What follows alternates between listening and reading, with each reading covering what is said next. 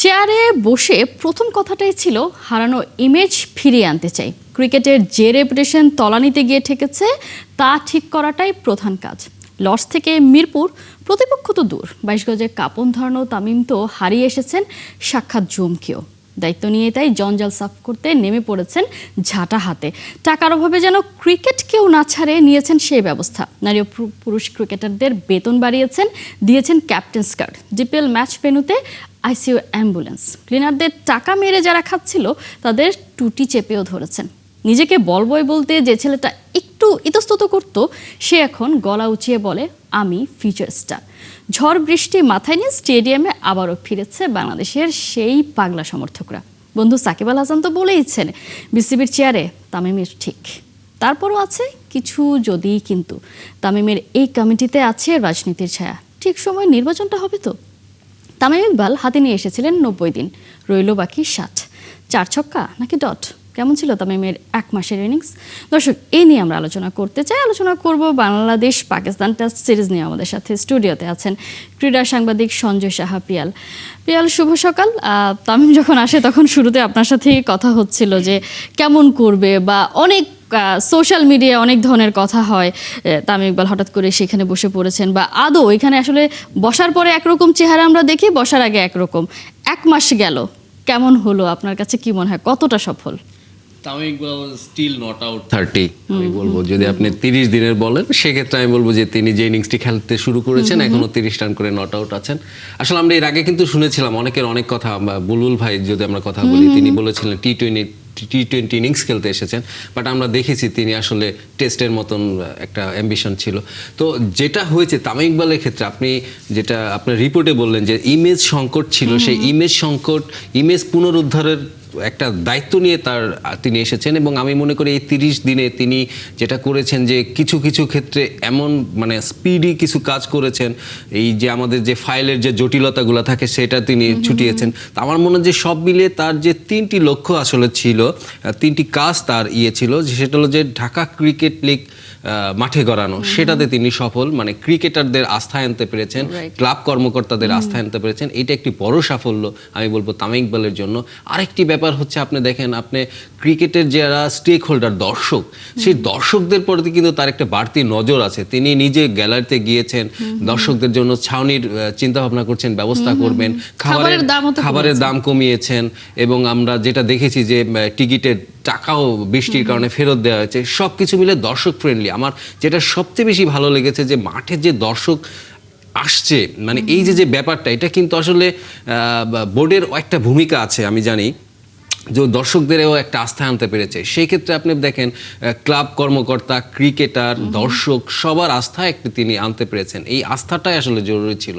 এবং পরবর্তীতে যদি আমরা বলি যে তার যে আরেকটি কাজ, নির্বাচনের কথা বললেন, পরবর্তী 60 ডেজ কিংবা 30 ডেজ তামিমের মূল চ্যালেঞ্জ হবে এই আপনার নির্বাচনটা গ্রহণযোগ্য, সবার কাছে গ্রহণযোগ্য করা। তা আমি মনে করি যে তামিম তার মতোই ছুটছে আর কি ওপেনিংয়ে। নিশ্চয়ই, একদম দুর্দান্ত একটা সলিড ওপেনিং তিনি আসলে পেয়েছেন। এবং স্টিল আপনি যেটা বললেন যে নট আউট আছে, আজকে তিনি খুব সম্ভবত বিপিএল নিয়ে একটি মিডিয়া কনফারেন্স করবে। মানে কেমনভাবে আয়োজন করা যায়, বিপিএলটা এত বছর হয়ে গেছে, স্টিল যখন শুরু হয় আমরা সবসময় কথা বলি যে বিতর্ক এড়াতে পারবে কিনা। এবং লাস্ট ইয়ারের বিতর্ক এখনও চলছে। নাসুম যে স্ট্যাটাসটা দিয়েছিলেন, সব কিছু মিলে বোঝাই যাচ্ছে যে লাস্ট ইয়ারের বিতর্ক কোনোভাবে আসলে আমরা থামিয়ে রাখতে পারিনি। সেই জায়গায় তামিম একটা ইনিশিয়েটিভ নেওয়ার চেষ্টা করছেন, হয়তো মতামত নেবে। কি মনে হয় যে তামিমের বোর্ড এখানে কতটা সফল হতে পারে, বা কি কি ইনিশিয়েটিভ আসলে তারা নিতে পারে? না, তামিমের এই যে আপনি বললেন 1 মাসের যে কাজ এবং তার যে স্পিডি কাজগুলো আমরা দেখছি, এইখানে যদি থাকে, সেই যদি কিন্তু নিয়ে আমি একটু কথা বলতে চাই। আপনি দেখেন কালকে আমাদের টেস্ট ম্যাচ শুরু হচ্ছে মিরপুরে পাকিস্তানের সঙ্গে, কিন্তু তার আগেই কিন্তু তামিম ইকবাল আজকে একটি বিপিএল নিয়ে যে সেই বিপিএল ফিক্সিং এর যে কাণ্ডের যে তদন্ত রিপোর্ট, সেটা প্রকাশ করতে যাচ্ছে, এমন একটি সংবাদ সম্মেলন করবে। তো আজকে কেন? মানে আপনি কালকে ম্যাচ, বাংলাদেশ টিমের ম্যাচ, ক্রিকেট একটা মাঠে গড়াচ্ছে, এইখানের ভিতর আমি মানলাম যে এটা অবশ্যই মিডিয়ার সামনে আনার দরকার, কিন্তু আজকেই কেন? এইটা কি অন্য কোনো দিন হতে পারতো না? সিরিজ শেষে কিংবা সিরিজের মাঝে কিংবা মানে খেলার আগে কেন? এবং এই ভুলটি কিন্তু আপনি দেখেন, আপনি এই লাস্ট ক্যাপ্টেন্স কার্ড যেদিন দেওয়া হলো তার পরের দিন কিন্তু ম্যাচ ছিল, সেদিন আপনি সন্ধ্যাবেলা রাতে টিম হোটেলে আপনি যে ক্যাপ্টেন্স কার্ডটা দিল, অনেক ক্রিকেটারকে আমরা সেখানে দেখলাম। তো আমি যেটা বলতে চাচ্ছি যে টাইমিংগুলো, তার এই টাইমিংগুলো কিন্তু আমার মনে হচ্ছে যে আরেকটু মেলানো দরকার, তার সঙ্গে কিংবা তার পরামর্শ যারা আছে তাদেরকে এটা ভাবা দরকার যে টাইমিংগুলো খেলার মাঝে খেলার আগের দিন এইগুলো কেন করা হবে, তাহলে তো আপনার ফোকাসটা একটু অন্যদিকে নড়ে যায়। এখন আপনি তদন্ত যদি আমি আসি, আজকে তদন্ত যেটা আমরা শুনতে পেরেছি যে এই তদন্তে আপনার যে কয়েকজন ক্রিকেটারের নাম এসেছিল, আপনি এনামুল হক বিজয়ের কথা বলতে পারি, মোসাদ্দেকের কথা বলতে পারি, তো এরকম আরও কয়েকজনের নাম ছিল, সম্ভবত 7 জন মনে হয় ক্রিকেটার নাম এসেছিল। তো আজকে যেটা প্রকাশ করতে পারে যে সেই ক্রিকেটারদের আসলে স্ট্যাটাসটা কি ছিল, তারা কি সত্যিই ফিক্সিং এর সাথে জড়িত ছিল কিনা।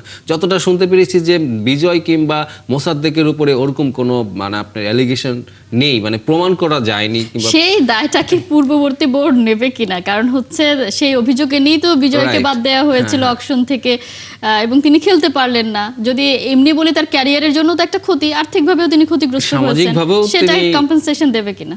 অবশ্যই এটাই কিন্তু আজকে আসলে প্রেস কনফারেন্সে হয়তো বা এটাই উঠবে, এই কথাটাই উঠবে। এবং আরেকটি ব্যাপার যেটা আমরা শুনতে পেরেছি যে কয়েকটা ফ্রাঞ্চাইজি মালিক এবং ফ্রাঞ্চাইজিকে আজকে আসলে তাদের যে ফিক্সিং এর সাথে অ্যালিগেশন ছিল সেটা প্রকাশ পেতে পারে। এবং 3টি ফ্রাঞ্চাইজির নাম ভীষণভাবে শোনা যাচ্ছে।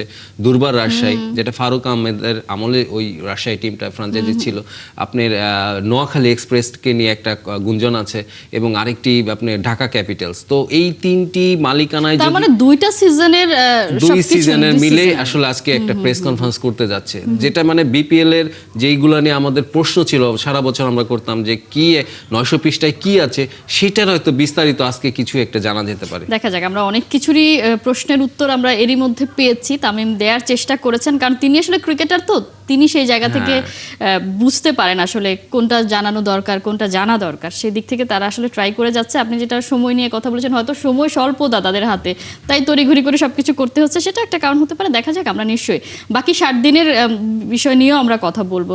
কাল থেকে শুরু হচ্ছে টেস্ট, এবং লাস্ট যেই এক্সপিরিয়েন্সটা আছে আমাদের জন্য আসলে খুবই ভালো। এখন আসলে সেই মোমেন্টামটা আছে কিনা বাংলাদেশে, সেটা নিয়ে আমরা একটু আলোচনা করতে চাই। আমাদের হাতে একটা প্রতিবেদন হচ্ছে। কিংবদন্তি সব ফাস্ট বোলার প্রডিউস করেছে পাকিস্তান। ওয়াকার, ওয়াসিম, শোয়েব আখতারদের উত্তরসূরিদের একজন শাহিন আফ্রিদি, 22 গজের নাহিদ রানা বড় মুগ্ধ করেছে তাকে। দেখছেন তার সম্ভাবনা, তবে এমন অস্ত্র বুঝে শুনে ব্যবহার করার কথা জানিয়েছেন বাংলাদেশের হেড কোচ ফিল সিমন্স। চাপ নয়, বাংলার মাটি থেকে ট্রফি নিয়ে যাওয়ার লক্ষ্য আফ্রিদিদের। সাইফুল পকির রিপোর্ট। বাবর আজম, নাহিদ রানা বন্ধু যখন শত্রু, এই তো সেদিন পিএসএল এর ফাইনালে নাহিদের বিধ্বংসী স্পেল, বাংলাদেশি স্পিড স্টারকে নিয়ে আনন্দে মেতেছেন পেশোয়ার জালমির কাপ্তান। সপ্তাহ না পেরোতেই এখন সেই বাবরই হয়তো নাহিদের ভয়ে কাঁপছে। উইকেটে সবুজ ঘাস স্পষ্ট, শেরি বাংলার পিচ দেখে ব্যাটারদের চোখ কপালে আর পেসারদের জিভে জল চলে আসার কথা। কন্ডিশন আর ফর্ম বিচার করলে বলাই যায় বাংলাদেশ পাকিস্তান টেস্ট সিরিজে x factor Chapai Nawabganj express. সফররত দলের তারকা পেসার শাহিন শাহ আফ্রিদিরও নাহিদকে নিয়ে কৌতূহলের শেষ নাই। আমি শন টেইটের সঙ্গে কথা বলেছিলাম। আমার মনে হয়েছে নাহিদ বাংলাদেশের জন্য দারুণ সম্ভাবনাময়। আশা করব তারা তাকে সুন্দরভাবে ব্যবহার করবে। সাম্প্রতিক সময়ে নাহিদ অনেক সাফল্য পেয়েছে। আশা করব আমাদের সঙ্গে সে ভালো খেলবে না। টেস্ট কি ওডিআই, সাম্প্রতিক সময়ে বাংলাদেশের জয়গুলোতে বড় অবদান রাখছেন নাহিদ রানা।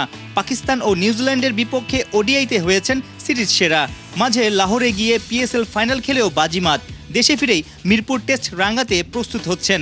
প্রশ্ন এসেই যায়, 23 বছর বয়সী নাহিদকে কতটা চোখে চোখে রাখছে টিম ম্যানেজমেন্ট? টানা খেলা আর এদিক ওদিক ছোটাছুটি তার জন্য চাপ হয়ে যাচ্ছে না তো?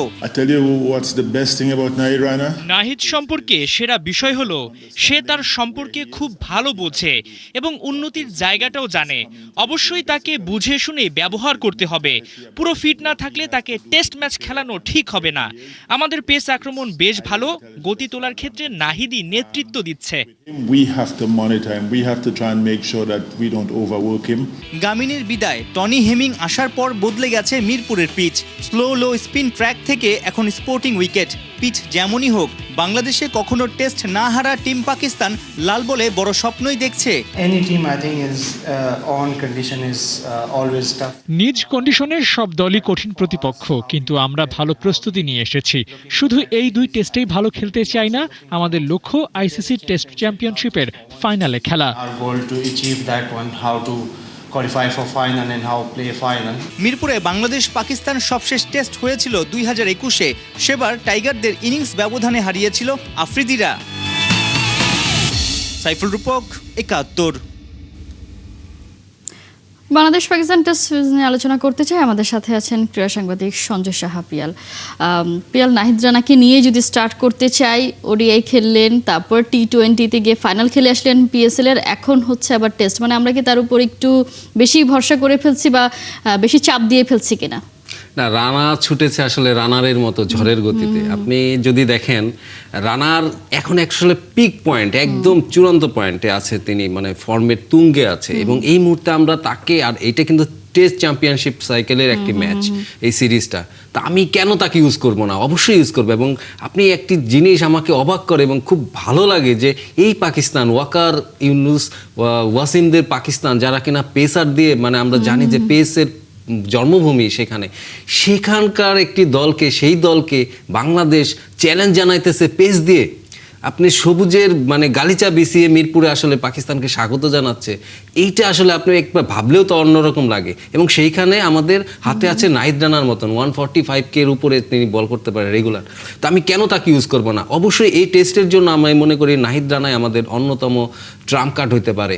হ্যাঁ, তার ওয়ার্কলোডের যে ব্যাপারটা সেটা আমরা সেকেন্ড টেস্টে চিন্তা করতে পারি, বাট এই টেস্টে কিন্তু আমরা নাহিদ রানাকে অবশ্যই চাবো। এবং মিরপুরের যে চেনা উইকেট, আমরা মানে কালো মাটির স্লথ, মন্থর, আলস্য ভরা একটা উইকেট, সেইখানে আপনার এখন ঘাসের গতির একটা চাঞ্চল্য আসছে এবং এইটা আমাদের অবশ্যই কাজে লাগাতে হবে। এবং আমি তো মনে করি যে পাকিস্তান এই মুহূর্তে বাংলাদেশের মানে সবচেয়ে কমফোর্টেবল একটা অপোনেন্ট। এবং আমরা দেখেন মানে তাদের সঙ্গে কিন্তু আমরা পিন্ডিতে যে টেস্ট জিতেছি, সিরিজ হারিয়েছি, হোয়াইট ওয়াশ করেছি, আমরা টি20 সিরিজ জিতেছি ঘরে, আমরা ওয়ানডে সিরিজ জিতেছি এবং এখন টেস্ট। মানে এই মুহূর্তে জিম্বাবুয়ে ছাড়া, যে আমরা অতীতে দেখেছি জিম্বাবুয়ের সঙ্গে যেরকম আমরা কমফোর্টেবল সব ফরম্যাটে জিততাম, এখন পাকিস্তানের সঙ্গে আমরা সব ফরম্যাটে কমফোর্টেবল জিতছি। তো আমার মনে হয় যে এইখানে এখন পাকিস্তানকে এই মুহূর্তে আমাদের যে সমস্ত শক্তি আছে সেটা দিয়ে আসলে চ্যালেঞ্জ করা দরকার। নিশ্চয়ই, মানে আপনি বলতে চাচ্ছেন যে প্রথম শুরুটা যদি আসলে ভালো হয় তাহলে আসলে এরপরে বাকি চিন্তা। কিন্তু আমরা নিউজিল্যান্ডের বিপক্ষে সিরিজটাতেও দেখেছি বাংলাদেশকে মানে ধারণা ভালো হচ্ছিল, যেহেতু নিউজিল্যান্ড মোটামুটি একটা বি টিম পাঠিয়েছে, বাংলাদেশ একেবারে তাদেরকে উড়িয়ে দেবে, সেটা কিন্তু হয়নি। আমরা একটু দেখেছি টপসিন আরবি বাংলাদেশকে দেখেছি, সেই জায়গা থেকে এখন আবার টেস্টে মুভ করছে। এই যে মুভমেন্টটা, সেটা আসলে কতটা সফল হবে, বা যে উইকেট আমরা দেখলাম সেই উইকেটে বোলারদের জন্য তারা তো আসলে খুশি, কিন্তু ব্যাটারদের জন্য কতটা চ্যালেঞ্জ থাকছে? যেটা বললেন যে আমরা একটা ফরম্যাটে কিছু সুইং করলাম, কিন্তু এইখানে আমাদের একটা পজিটিভ দিক আছে। আমাদের এমন একজন লোক আছে আমাদের দলে, এই একজন মানে নিবেদিত প্রাণ আছে, মুশফিকুর রহিম। তিনি কিন্তু এটা ধরে রেখেছেন এই ফরম্যাটটা। তিনি, মমিনুল, সাদমান, এরা কিন্তু সারা বছর এই ফরম্যাটটার জন্য অধীর আগ্রহে থাকে এবং আমি ভীষণভাবে আশাবাদী। মুশফিক এবং মমিনুল যদি বলেন, আপনি শান্ত, এরা কিন্তু আপনার মিডল অর্ডারে যে অ্যাঙ্কারিং রোলটা প্লে করছে টেস্টে আমাদের একটা ইমেজ যেটা ছিল সেটা কিন্তু অনেক বেড়ে গেছে। এবং এই মুহূর্তে আমাদের একজন মুশফিককে নিয়ে আমরা স্বপ্ন দেখতে পারি। এই আপনি দেখেন পাকিস্তান দলের কোচ হলো মানে শাহজাদকে, সরফরাজকে করা হয়েছে। এই সরফরাজ কিন্তু মুশফিকের সাথে একসময় খেলেছে, আমরা দেখলাম একটা ভিডিওতে যে তারা দুজন কথা বলছেন। মুশফিক কিন্তু এখনো এই দলটিকে এগিয়ে নিয়ে যাচ্ছেন। আমার মনে হয় যে যেহেতু সবুজ পিচ, কালকে যদি আপনার প্রথম ঘন্টায় যেই টসে জিতবে সে কিন্তু আসলে বোলিং নিতে চাবে, কারণ পাকিস্তানেরও পেস ডিপার্টমেন্ট খুব ভালো। তো ওই বোলিংয়ের ওই প্রথম 2 ঘন্টা আসলে আমাদের জন্য চ্যালেঞ্জ থাকবে, যে কোনো দলের জন্য চ্যালেঞ্জ থাকবে, ব্যাটারদের জন্য। কারণ ওই চিবুক বড় বড় বল যেগুলো আসবে সেইগুলো আমাদের যে ওপেনার, আমাদের কিন্তু টেস্টে ওপেনিং পেয়ারে একটু ছাড়া মিডল অর্ডার কিন্তু আমাদের দারুণ আছে। সো আমার মনে হয় যে আমাদের ওপেনার সাদমান যিনি আছেন, মাহমুদুল হাসান, জয় আছেন, এদের জন্য একটু চ্যালেঞ্জ থাকবে যদি কালকে ফার্স্ট আওয়ারে তাদের ব্যাটিংয়ে নামতে হয়।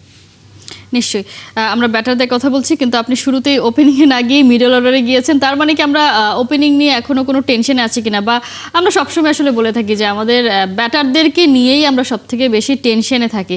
সেই জায়গা থেকে আপনি সাদমানের কথা অলরেডি বলেছেন, কিন্তু আসলে কতটা ভরসা রাখা যায়? কারণ প্রথম ঘন্টাটা সব থেকে গুরুত্বপূর্ণ, সেখানে যারা আসলে রাজত্ব করবে বা যারা সুন্দর একটা আত্মবিশ্বাসী স্টার্ট করবে, দেখা যাবে ম্যাচটা তারাই আসলে তাদের হাতেই থাকবে।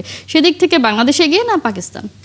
আমি তো মনে করি যে আমরা যদি বোলিং মানে আমরা যদি টসে জিতি নিশ্চিতভাবে বোলিং করবে এবং আমাদের ওই নাহিদের প্রথম ঘন্টা নাহিদ ভার্সেস বাবর আজম একটা চলবে, ব্যাটল হবে। হ্যাঁ ব্যাটল হবে এবং আমাদের যদি ব্যাটিং করতে হয় তাহলে আমার মনে হয় যে ওই চ্যালেঞ্জটা আমাদের আসলে সাদমান এবং জয় এই দুজনকে নিতে হবে এবং যেটা দেখেছি সাদমানের কিন্তু আপনার 2টা সেঞ্চুরি আছে, পুরা 2টাই কিন্তু জিম্বাবুয়ের সঙ্গে। আমি এখনো মনে করি যে আপ টু দ্য মার্ক আমরা যে টেস্ট সাইকেলে চলে আসছি, আমরা কিন্তু গত বছর ঘরের মাঠে মাত্র একটি টেস্ট জিতেছিলাম 6টির ভিতরে, বরং বিদেশে গিয়ে ভালো করেছিলাম 6টির ভিতরে 2টিতে জিতেছিলাম। তো এইবার আমাদের এই সাইকেলে আমাদের চ্যালেঞ্জ থাকবে ঘরের মাটির যে সুবিধাগুলো সেখানে কাজে লাগানো এবং এইখানে সাদমানের আসলে প্রথম ঘন্টা বলেন ওই সময়টা আসলে তার জন্য একটা মানে মানে পরীক্ষার মতন যাবে আর কি ওই ঘন্টাটা, প্রথম ঘন্টাটা।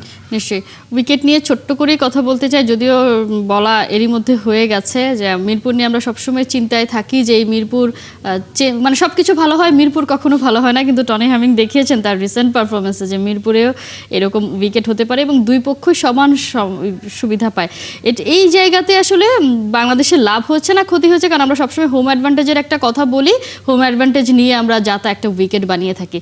সেই জায়গা থেকে যে বেরিয়ে এসছে এটা কতটা পজিটিভ বা এটাতে বাংলাদেশের কতটা ফায়দা হলো? না ওই কালো মাটির উইকেটের পর থেকে আপনার এখন যে তৃণভূমির মতন একটি ব্যাপার মিরপুরে এসেছে, এটাতে আসলে বাংলাদেশ আমাদের অবশ্যই ক্রিকেটের লাভ হয়েছে, কারণ আমাদের স্পোর্টিং উইকেটে খেলার যদি অভ্যস্ত না হয় তাহলে আমাদের পরবর্তী সিরিজই কিন্তু অগাস্টে অস্ট্রেলিয়াতে, সেখানে গিয়ে আমরা তো হিমশিম খাবো।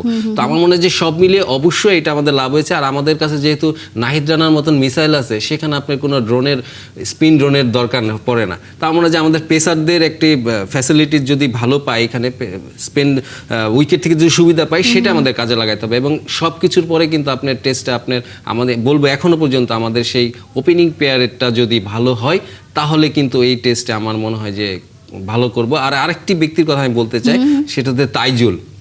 এই একটি মানুষ মানে আপনি 250 উইকেট নিয়েছেন তিনি প্রায় 57 না 54টি ম্যাচ খেলে। আজকে মানে তার প্রত্যেকটা টেস্টে তার ভূমিকা কিন্তু ভীষণভাবে থাকে, তবে তার কার্যকারিতা আমরা দেখতে পাবো 4th ইনিংসে, 3rd কিংবা 4th ইনিংসে যখন নাকি উইকেট থেকে একটু সুবিধা পাবেন। তা মনে হয় যে শুরুটা যদি আমরা নাহিদদের মিসাইল দিয়ে করি এবং শেষটা যদি আমাদের ড্রোন থাকে এই তাইজুলের ড্রোন, তাহলে কিন্তু একটা দারুণ ব্যাটেলে আমরা জিতে যাব। নিশ্চয়ই বোঝাই যাচ্ছে আমরা আসলে বোলিং ইউনিটে বাংলাদেশ এগিয়ে আছে ডেফিনেটলি, শুধুমাত্র চিন্তার কারণটা আসলে ব্যাটিংয়ে যে তারা আসলে শুরুটা কেমন করবে, মিডল অর্ডারে আমাদের ভরসা আছে। দেখা যায় একটা নতুন স্টার্ট, 6 মাস পর টেস্ট খেলতে নামছে, আমরা প্রত্যেকেই প্রত্যাশা করবো বাংলাদেশ দুর্দান্তভাবে শুরু করবে। সঞ্জয় সাহা, পিয়াল, অসংখ্য ধন্যবাদ। দর্শক, আমরা কথা বলছিলাম দেশের ক্রিকেট নিয়ে, আমাদের সাথে এই আলোচনায় এতক্ষণ ছিলেন ক্রীড়া সাংবাদিক সঞ্জয় সাহা, পিয়াল।